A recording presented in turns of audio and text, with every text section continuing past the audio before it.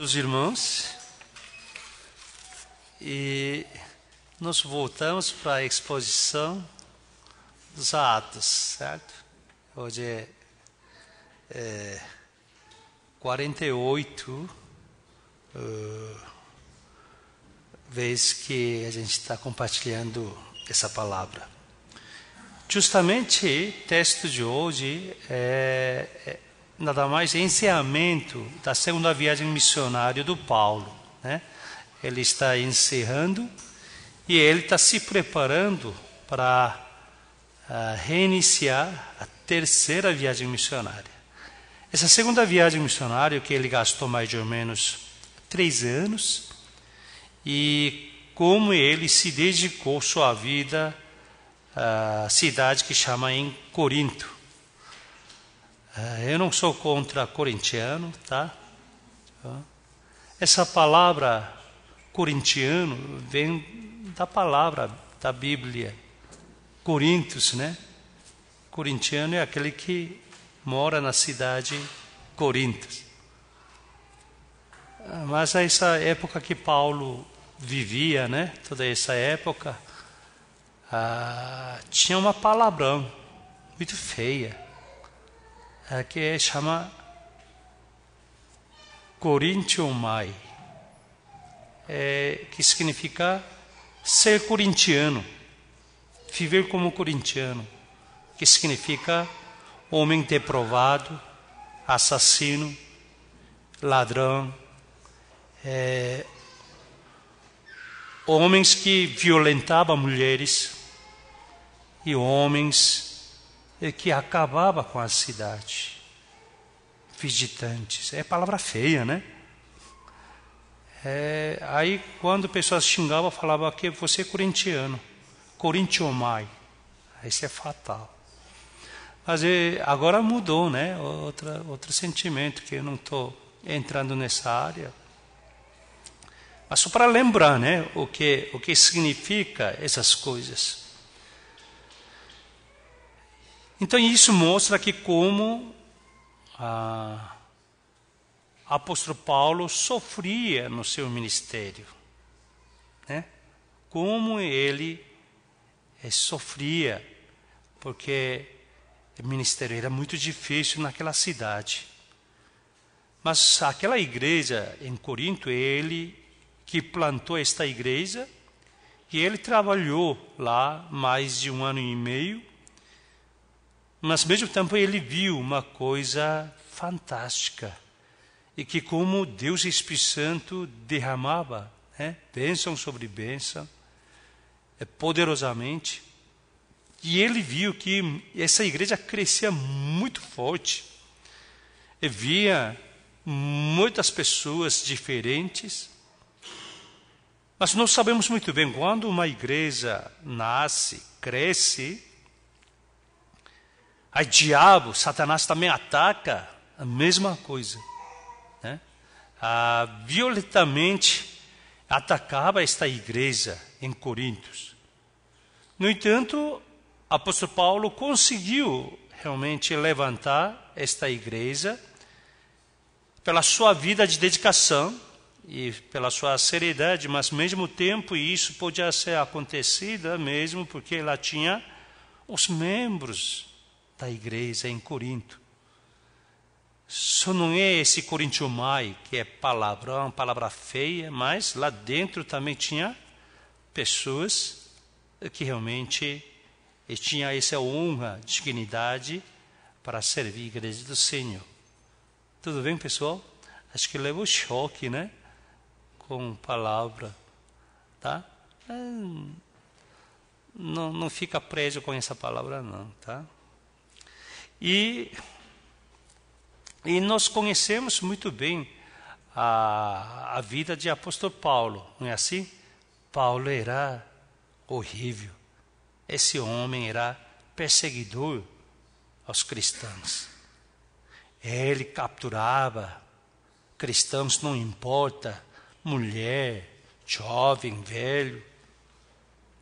Ele também torturava as pessoas, colocava na cadeia, dependendo da fidelidade, fé da pessoa, ele sacrificava e matava as pessoas. Era um judeu horrível, né? Judaísmo. Mas nós sabemos muito bem como esse homem mudou a sua vida. Como muda, né? E ele se tornou totalmente convertido. Que ele trabalha agora o quê? Ser perseguido pelos judeus. Que ele que perseguia e agora a história mudou. Que ele sendo perseguido, ele sendo atacado, apedrejado, escapou várias vezes à morte, e apanhou feio, foi levado no cárcere, assim por diante.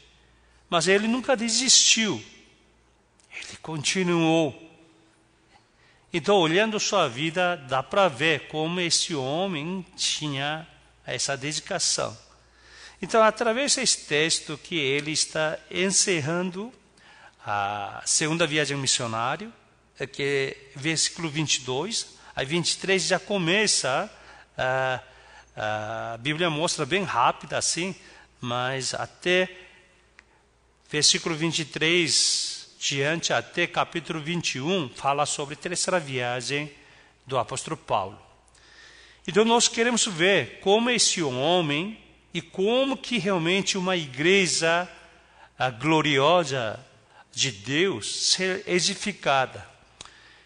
Eu gosto uma palavra de acordo com a sua língua, né?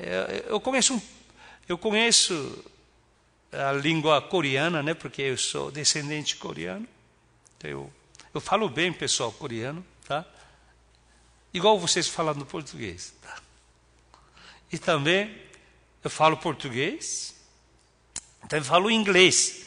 Você sabe que eu fiz inglês como meu curso. Eu estudei inglês lá na PUC Campinas, letras, né? Que eu estudei também. Pouca gente sabe, né? Porque eu não falo. Então eu estudei letras, PUC inglês, né? Mas onde eu aprendi inglês é África do Sul, né? Não faculdade, é difícil. Mas tem, dependendo da palavra, que realmente encaixa muito bem com a sua língua. Essa é uma das palavras que eu gosto de falar em inglês, é igreja. Como que fala igreja em inglês? Church. Isso mesmo. Para mim, essa palavra church não é substantivo. Para mim, essa palavra church é um verbo. I church, you church, we church. You know? O que significa isso? Eu faço igreja. Eu sou igreja. Você é igreja. Você faz igreja. Mas nosso redor não é bem assim. Algumas pessoas que fazem igreja, você paga a entrada. Oferta se tornou alguma coisa que você compra. Algumas benções vendidas dentro da igreja. Nesse sentido, igreja é substantivo mesmo. Um ídolo, feiticeiro, curandeiro. Que através da igreja você olha, recebe um milagre, alguma cura, alguma reviravolta da sua vida. Aí você coloca oferta, você sua dedicação. Porque a igreja é um veículo que você quer melhorar a sua vida. Aí você pensa, né? A gente pensa duas vezes, né? Eu tenho dinheiro, compra remédio ou paga isso para a igreja para melhorar minha dor de cabeça. Eu tenho problema assim, se eu pago isso, eu vou melhorar minha vida, a situação ou não. Então, quando a gente vai na igreja, não é para a edificação da igreja, mas a gente vai na igreja para pegar algumas coisas de troca pela nossa vida espiritual. Mas para mim, e eu desafio aos irmãos, que a gente faz igrejas. Amém? A gente faz igreja. Amém? Você tem que fazer a igreja. A igreja que Jesus Cristo comprou pelo seu sangue e sua morte. Pois leia toda a Bíblia que nos ensina que somos cada membro, cada tijolo dessa igreja. Que se edifica a igreja. Então, nesse sentido que nós gostaríamos de aprender como que realmente uma igreja gloriosa é edificada. O primeiro ponto que eu gostaria de compartilhar com irmãos é isso. Vamos lá? Vamos ler todo mundo junto? É edificado através... A igreja é edificada não pelo somente os pastores e obreiros, mas tem membros que realmente colocam a sua vida devoto, seu sacrifício. Existe o preço do seu sacrifício. Imagina, irmãos, quando uma mãe educa um filho, como se sacrifica, né? Desde sua gravidez, carrega uma vida dentro da sua barriga, 9, 10 meses, um tremendo sacrifício. E que você também tem que renunciar muitas coisas, até a comida, para que realmente seu bebê cresça saudavelmente. Quando nasce criança, imagina, se você não dá atenção de 5 minutos, a criança pode morrer. E quando criança começa a falar, começa a associar as coisas, a gente tem que colocar a criança na escola. Por quê? Tem que sair do seu mundinho, tem que aprender a conviver com outras pessoas. Tem que chamar você, tem que respeitar. Não adianta chorar, berrar só para a sua vida. Porque assim ninguém consegue sobreviver aqui na Terra. Ninguém vai gostar daquela personalidade. Então tem que aprender. Como conviver com outras pessoas. Como respeitar outras pessoas. Tem que esperar a sua vez. Tudo isso. E ainda muda várias escolas. Para formar uma criança, em geral, uma vida encontra mais ou menos, no mínimo, 200 professores diferentes na sua vida. Você pode calcular quantos professores você já encontrou, desde sua infância até agora. Com mais de 200 pessoas que ensinam a nossa vida para que realmente a gente viva como um homem, como decência, para não virar vigarista, não virar fajuto, não virar ladrão, né? Não vira mentiroso, não vira egoísta, não virá espectadores da igreja. Seja igreja. Tudo isso é através do sacrifício na nossa vida. Irmãos, como o apóstolo Paulo trabalhou, mas hoje, versículo 18, eu gostaria de compartilhar um casal que a gente conhece muito bem, versículo 18. Vamos ler todos juntos, já? Mas...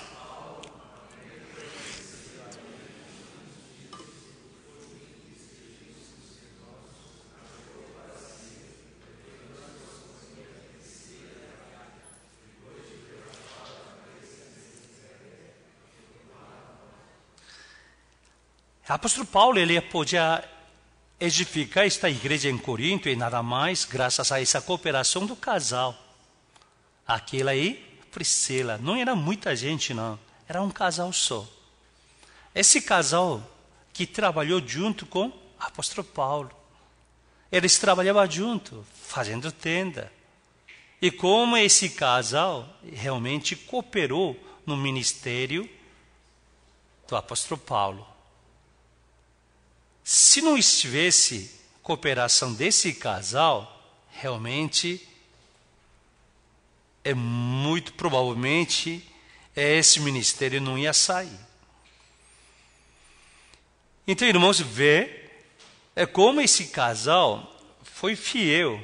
E ainda esse versículo 18 mostra que quando o apóstolo Paulo ele consegue edificar a igreja, e agora ele encerra seu ministério, vê que a igreja em Corinto já pode ser estabelecida, né?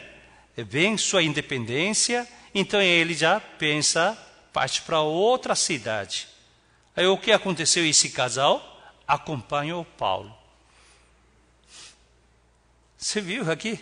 Todo mundo leu, né? E eles também, e junto. Aqui nesse sentido, o apóstolo Paulo raspou seu cabeça. Quer dizer, ele tirou todo o seu cabelo. Eu entendo nesse sentido, porque pelo menos a gente dá para pensar duas maneiras. Primeira, porque ele cortou o cabelo assim, raspou a cabeça. Eu acho que é pura gratidão, agradecimento. Porque ministério em Corinto não era fácil. Mas ele conseguiu, graças a Deus, graças a esse casal. Então, existe esse costume de judeus, que quando tem uma promessa, eles fazem isso. No Velho Testamento chama Nazireu. E ele realmente faz um voto a Deus. Mas nesse sentido, o apóstolo Paulo fez isso porque ele pensando a sua vida, que ele quase morreu nessa cidade. Ele foi preso, maltratado. Sostênes, que ajudou, né, chefe de sinagoga, ele apanhou muitos. Se você ler o texto de anterior. Então, como era difícil. No entanto, a igreja está bem edificada. Com dores, com sofrimento, dificuldade, perseguição. Já imaginou quando você olha a sua família, sua vida, apanhada, dificuldade? Quando tem dificuldade, sempre tem dois tipos de pessoa, né? Tem pessoas que realmente aguentam, dificuldade, sofrimento, tribulação, mas tem pessoas que com essa dificuldade não conseguem aguentar. Já começar a desviar a sua vida. Irmãos, eu desejo que todos vocês que realmente vençam essa dificuldade, né? Eu não sei que tipo de tribulação você está enfrentando, mas eu desejo que você consiga vencer toda essa circunstância que atrapalha, dificulta a sua vida. Mas quando melhora a sua vida, também tem dois tipos de pessoas. Quando estava muito difícil, a pessoa roga, parece pessoa de verdadeiro, cristão fé. Mas situação um pouco melhora, a pessoa esquece logo. Se acha, né? Se acha que é melhor. Essa pessoa já não fala agradecimento. Essa fala já fala que eu fiz isso, trocar de isso, trocar de aquilo. A pessoa se acha que sua vida, é ele que trabalhou, ela que sofreu. Não é assim? Essa vida é ingrata que também não vai longe. Vida não é assim. A pessoa não fica enganado para sempre. Algumas vezes, mas depois entende a pessoa. Então, irmãos, o que eu estou falando? Que tipo de pessoa que Deus usa para a sua igreja?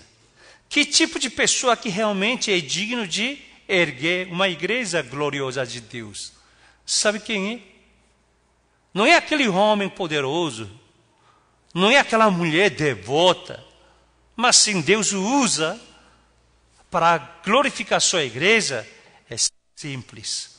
Pessoa fiel. Que tipo de pessoa? Fiel. Essa característica é muito importante.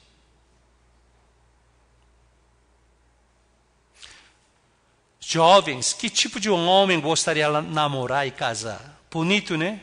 Ainda com dinheiro, não é isso? Bom emprego. E homem, que tipo de mulher você quer casar? Bonita, né? E segundo, também bonita. E depois, é bonita também. Esse é o homem. Homem é retardado mesmo. Mas não. Tem que namorar com pessoa fiel. Tem que casar com pessoal fiel. Ensina seus filhos e netos fidelidade. Amém? Que tipo de pessoa que Deus usa? Fiel. Você pode vasculhar toda a Bíblia. Porque Deus amava tanto Davi, rei Davi. Porque ele não pecou? Não, como que Davi pecou? Davi adulterou. Davi roubou a esposa do um homem, seu melhor soldado.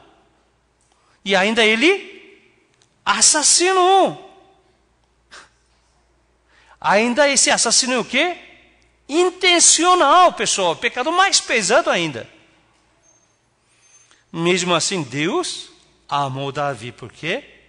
Toda vez que Deus fala sobre a vida de Davi, Deus fala que esse cujo homem, coração segundo de Deus. Um homem, coração firme.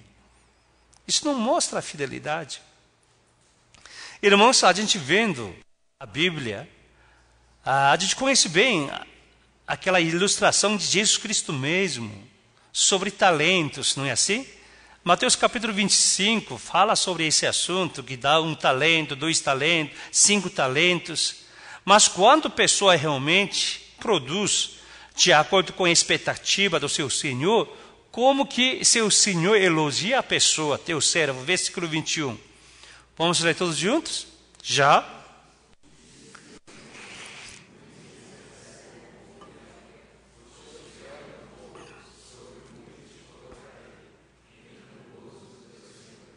Não fala que você tinha um homem grande poder, grande sabedoria. Você tinha o quê? Grande negócio. Nada disso. Fala simplesmente o quê? Servo bom e fiel. E ainda fala o quê? Você foi fiel no pouco, mas fiel. Semana passada a gente não fez movimento devocional de capítulo Lucas, que a gente está fazendo. Lucas capítulo 12, também fala a mesma coisa. Semana passada a gente fez um momento devocional que seu senhor volta do casamento. Espera que o servo mordomo tem que esperar seu senhor com a fidelidade. Lucas capítulo 12, versículo 42. Vamos ler todos juntos já? Disse o Senhor: quem é, pois, o mordomo fiel e prudente, a quem o Senhor confiará os seus conservos para dar o sustento a seu tempo? O que Deus procura é servo fiel. Quando o apóstolo Paulo ele edificou essa igreja em Corinto, também fala a mesma coisa. 1 Coríntios, capítulo 4, versículo 1 e 2. Vamos ler todo mundo junto já? Assim, pois importa que os homens nos considerem como ministro de Cristo e despenseiro dos... Ora, além disso, o que se requer dos dispenseiros é que cada um deles seja encontrado fiel. Fidelidade. Irmãos, aprenda a ver as pessoas, ver fidelidade. Pessoa que falou uma coisa, a pessoa que fez compromisso, mesmo que se leva a prejuízo, a pessoa tem que demonstrar fidelidade. Amém? Eu desejo que todo mundo seja fiel. Amém? Essas pessoas que Deus usa, essas pessoas que têm que receber, bênção sobre bênção. Esse é ponto comum. Priscila, aquela, era desse tipo de pessoa. Não é que eles tinham dinheiro. Não, eles tinham fidelidade com Paulo. Que trabalharam junto para edificar a igreja. E agora eles saindo junto com essa fidelidade. Como que uma igreja seja edificada? Número 2, vamos ler. É edificada através da participação ativa dos fiéis na visão e no ministério. É muito importante ser realmente sua vida seja ativa, no sentido de participar na visão desta igreja.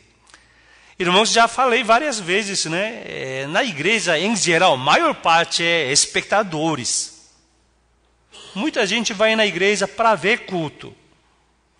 Muita gente vai na igreja para ver o que acontece. Muita gente vai, que tipo de ato milagroso vai acontecer. Então, pessoas vão como espectadores da igreja. Mas nós estamos aqui fazer o quê? We church. Levantar a igreja, fazer igreja, cultuar a Deus. Aqui tem alguns líderes que dirigem, nosso louvado, adoração. Mas nós não viemos essa apresentação. Certo? Nós viemos para adorar a Deus, pessoal. Durante a adoração você pode louvar, adorar, ou você pode orar também. Refletir, lendo as palavras, meditando melodias e colocando sua vida no altar de Deus. Você faz parte da adoração. Então, irmãos, é isso que a gente precisa colocar nossa vida no altar de Deus. Irmãos, como esse casal era fiel, gostaria de voltar para o texto de hoje, Atos capítulo 20, esse 18, 24 diante. Dá para ver 24? Isso, versículo 24. Vamos ler 24 diante. Vamos ler? Nesse meio tempo chegou a Éfeso um judeu, natural de Alexandria, chamado Apolo. Era ele instruído no caminho do Senhor e sendo fervoroso falava e ensinava com precisão a respeito de Jesus, conhecendo apenas o batismo de João. Ele, pois, começou a falar ousadamente na sinagoga. Ouvindo-o, porém, Priscila e Aquila tomaram-no consigo e com mais exatidão lhe expuseram o caminho de Deus. O que está falando? Um Apolo, pelo jeito, dá para ver que Apolo tem uma certa influência de João Batista.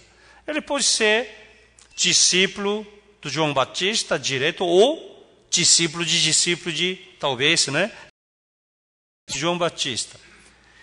Um rapaz era muito eloquente, conhecia a palavra bem e realmente ele ensinava, pregava. Mas o versículo 26 mostra claramente que quando o casal Priscila e Aquila ouvia a sua pregação, sentiu que ele faltava alguma coisa. Priscila e Aquila não é somente frequentador da igreja, não. Não somente eles ajudavam a construir a igreja, não repartilhava a oferta fazendo tenda, trabalhando na tenda junto com Paulo. Mas eu tenho certeza que eles faziam discipulado com o apóstolo Paulo também. Concorda comigo, pessoal? Por quê? Eu sei. Porque ele está ensinando quem? Apolo, pessoal. Apolo é pastor. Priscila e Aquila é um membro. Mas quando eles ouviam a palavra de Deus, eles sentiram que Apolo não está sabendo uma parte da palavra. Então eles convidaram Apolo discretamente e ensinaram. Esse é versículo 26. Vamos ler com atenção mais uma vez, então 26 já. Ele, pois, começou a falar ousadamente na sinagoga, ouvindo-o, porém, Priscila e Aquila tomaram-no consigo e com mais exatidão lhe expuseram o caminho de Deus. Começou a discipular Apolo, esse casal. Porque eles conheciam muito bem a palavra de Deus, segundo Paulo, né? Então compartilhava. Depois desse, versículo 27, o que aconteceu com Apolo? Todo mundo junto? Querendo ele percorrer, escreveram aos discípulos para o receberam, tendo chegado, auxiliou muito aqueles que, mediante a graça, haviam crido, porque com grande poder convencia publicamente os judeus, provando por meio dessa escritura que Cristo é Jesus. Amém. Já imaginou? Como Priscila e Aquila, esse casal, compartilhava a palavra com até os pastores. E vê que um pastor que faltava alguma parte e eles preenchiam essa parte. E depois Apolo ficou mais ousadamente, mais capacitada para pregar a palavra de Jesus, né? Jesus Cristo é Rei dos Reis. Irmãos, na igreja, eu vejo assim, dá para comparar um pouco com Vida de Insetos. Achei esse filme Vida de Insetos, mas dá para ver a nossa vida cristã. Geralmente, a gente dá para ver 3 tipos de insetos dentro da igreja. Primeiro tipo, tem membros que parecem com aranha. Conhece a aranha? Não é Homem-Aranha, não. Eu estou falando de inseto-aranha. O que é isso? O que a aranha faz? A aranha faz no cantinho, não faz teia, não sai do seu lugar. Espera quando o inseto perdido passa ali, né? Fica colada e assim pega esse inseto, come, devora. Assim. Existe dentro da igreja os membros que têm caráter de aranha, que faz a sua parte. Não envolve nenhum tipo de trabalho. O que tem, come. O que faz, só faz na sua parte. Nem se incomoda, não faz nada. Igreja sou eu. Eu sou eu. Tipo assim. Segundo tipo de característica tem membros que parecem formiga. Formiga, pessoal. Formiga trabalha, não é assim? Sai, vem, volta, vai, vem, não é assim? Faz tudo isso, mas não ajuda ninguém, só seu trabalho. Mas o que eu desejo na igreja é que os membros, especialmente irmãos que estão aqui hoje de manhã aqui, é que seja a abelha, irmãos. A abelha é diferente, né? A abelha faz o quê, pessoal? A abelha faz churrasco. A abelha colhe mel, né? Mel. Mas quando a abelha colhe mel, queira ou não queira, essa abelha passa um monte de flores e acaba passando pólen para outras flores. Não é assim?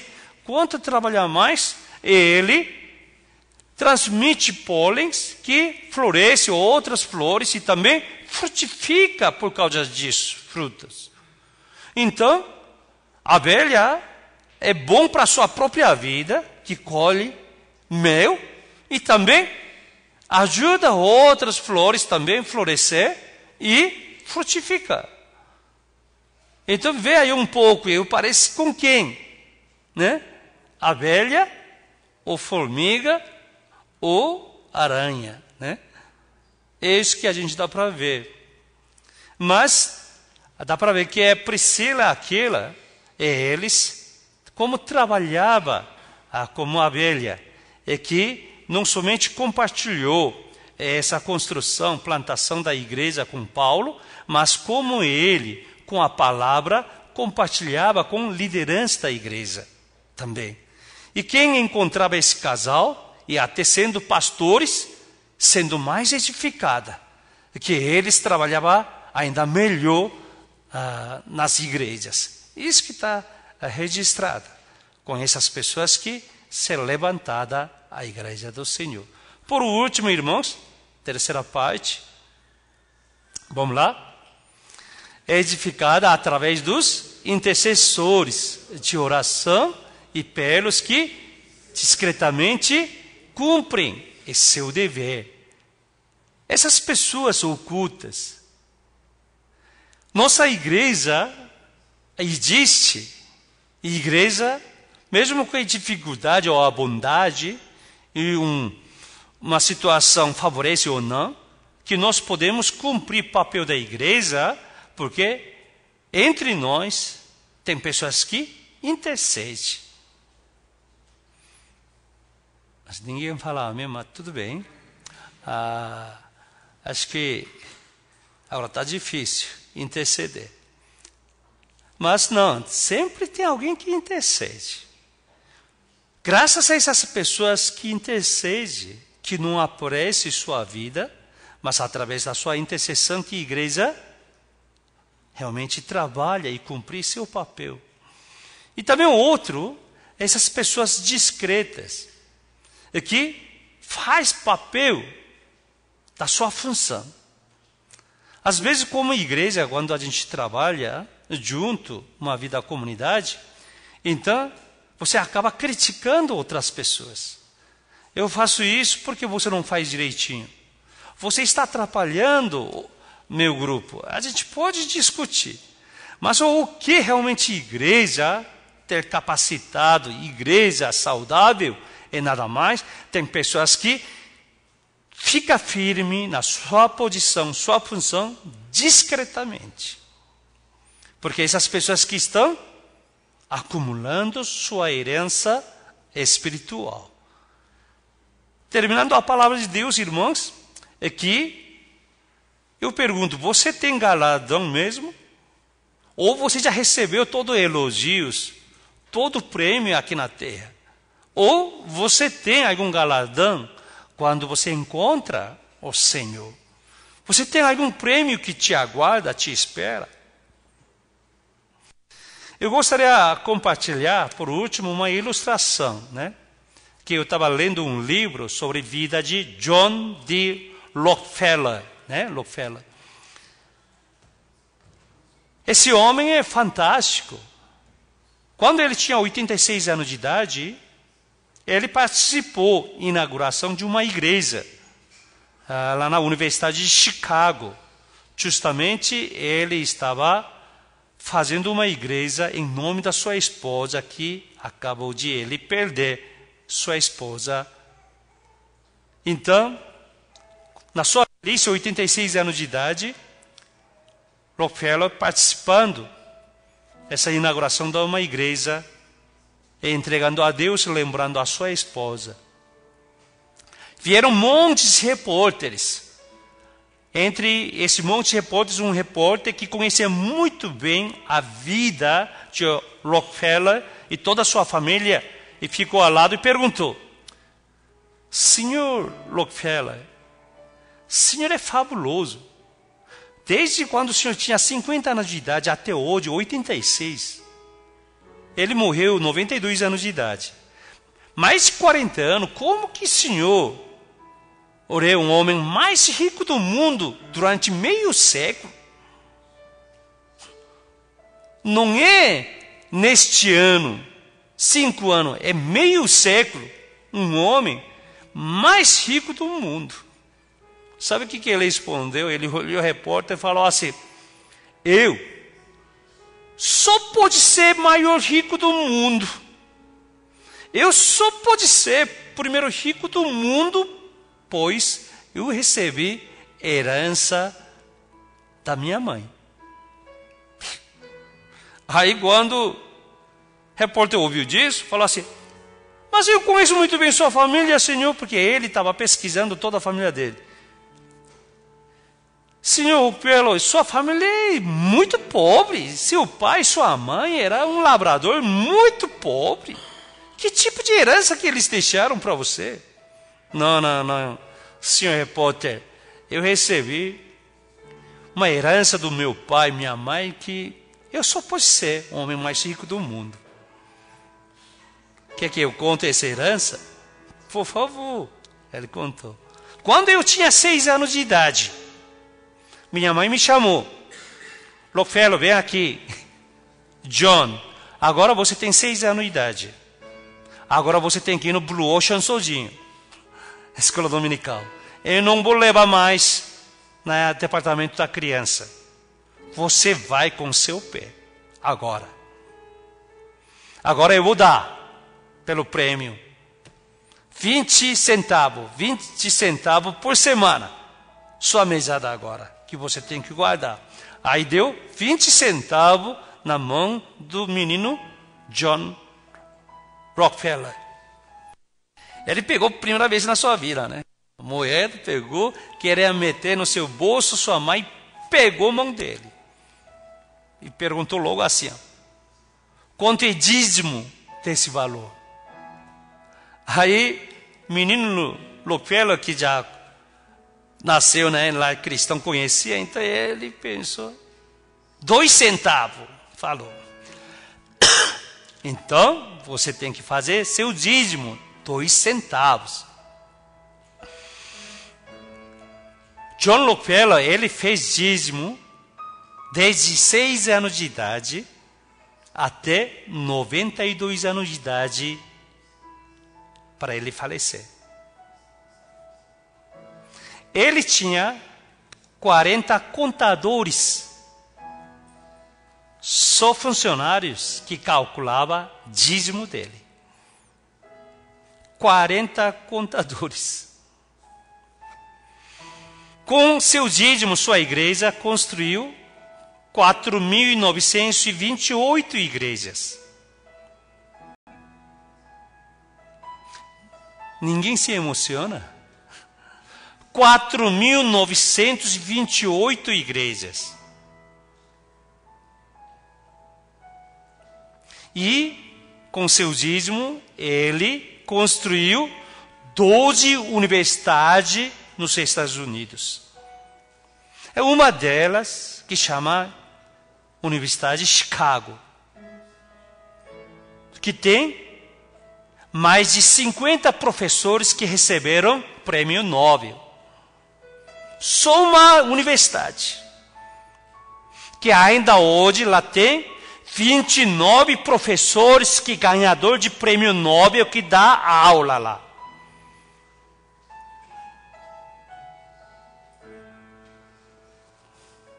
Aqui é uma das 12 universidades que Rockefeller construiu. Essa é a primeira herança que ele recebeu. Segundo ponto, ele falou, minha mãe me disse, meu pai chamaram menino John Rockefeller, quando você vai na igreja, quando você cultua, senta na frente. Senta na frente. Ele fez isso toda a sua vida. Dizem que ele só faltou um domingo. Antes de falecer, aquele domingo ele não foi e morreu. A igreja dele não era grande. Mas imagina, né? Igreja de um irmão Rockefeller, né? Que ele vivia toda a sua vida lá como líder da igreja, diácono, presbítero, não é assim? Mas sua igreja não era uma igreja grande. Dizem que, somando tudo com as crianças, dava uns 800 membros. Mas, cada domingo, visitantes, ou melhor, turistas, número de turistas, dizem que é maior que o número dos membros. Que todo mundo queria ver Rockefeller cultuando. E também todo mundo queria cultuar junto com Rockefeller. Mas dizem que pouca gente viu o rosto dele. Por quê? Dizem que todo domingo, Rockefeller, ele vem meia hora antes do início do culto para orar. Então, ele entra meia hora. Nosso culto é que hora, pessoal? 11h30. Então, ele chegando 11 horas. Que ele senta na primeira fileira. E ele ora e ele cultua. Então, o turista que vem, não dá para ver o rosto dele. Sempre olhava a nuca dele. Toda a sua vida, ele cultua assim. Então, todo domingo vinha mais de 1.000 turistas para ver o rosto dele, que pouca gente via. Esse é o segundo ponto dele. Aí ele falou pela terceira vez, 3 pontos que meus pais me ensinaram. Qual é o terceiro? Meu terceiro ponto, meus pais me ensinaram. Quando você vai na igreja, nunca deixa seu pastor triste seu coração. Nunca deixa seu pastor que ora pela sua vida, nunca deixa ele triste. E obedeça a dele. Eu não falei isso para vocês me obedecer, tá? Eu estou falando isso porque eu li esse artigo. Esse é 3 pontos que ele recebeu da herança. O que eu falei, isso está no jornal, que está em quadro lá na Chicago, biblioteca, 4º andar, na entrada da biblioteca tem um jornal que ele entrevistou. Que está lá, tá? Quando você vai no Chicago University, vai lá, tá? Biblioteca, 4º andar. Irmãos, agora eu pergunto, qual é a sua herança para entregar para os seus filhos? Você tem essa fidelidade? Mas por causa dessas pessoas, a igreja do Senhor sempre é glorificada. Oremos.